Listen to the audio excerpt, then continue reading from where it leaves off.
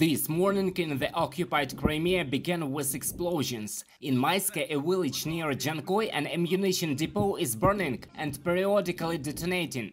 The occupation administration said there was a fire, but they have not yet said what caused it. Meanwhile, local residents are being evacuated. About 2,000 people have already left. There are dozens of images of the incident on the internet. The depot near my house is burning, so I can't go to work today. Russia, meanwhile, continues shelling Ukrainian-controlled territory. On the night of August 16th, Kharkiv suffered one of the most massive shelling in recent times. 5 of the 9 districts of the city were targeted by Russian forces at once. From 10:30 p.m., the enemy used multiple launch rocket systems against residential areas, followed by missile strikes. 7 rocket launches from Belgorod in the direction of Kharkiv were recorded. Some of the rockets hit open areas. The facades of the buildings were damaged by shrapnel and the blast wave. The road surface was partially destroyed. Previously, there were no casualties. Law enforcement officers are still working at the sites of the shootings and recording the crimes of the occupiers. Oleksiy Hubov, head of the Kharkiv Regional Military Administration, on Telegram.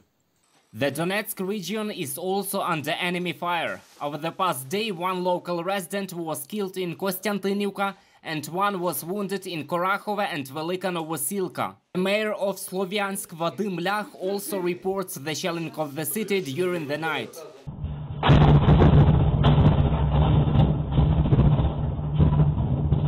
The Dnipropetrovsk region was shelled by Russian troops. The enemy shelled the Kryvyi Rih district using Uragan multiple launch rocket systems. 2 local residents were wounded, a number of private houses and a gas pipeline were damaged. Russian troops hit the Nikopol district using Grad multiple launch rocket systems and artillery. Grain warehouses, power lines and a number of private houses were destroyed. At the same time, all regions of Ukraine are under the threat of missile attack. According to Belaruski Gayun Telegram channel, the Russian military has brought up to 14 S-400 surface-to-air missile systems and about 60 missiles to the airfield in Zabrovka-Gomel region. It is also known about the deployment of 3 radar stations there. Відзначається проведення тренування зі зв'язку. The situation in the Volyn and Polisia directions has not changed significantly. The communication exercise of the General Staff of the Armed Forces of the Republic of Belarus is being held. There is still a threat of the enemy launching missiles and airstrikes from the territory of this country. 2 carriers of sea-launched Caliber cruise missiles are on standby to use their precision-guided weapons.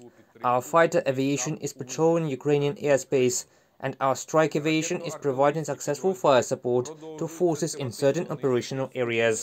Reported by Roman Smoler, Larisa Zubenko, UATV News.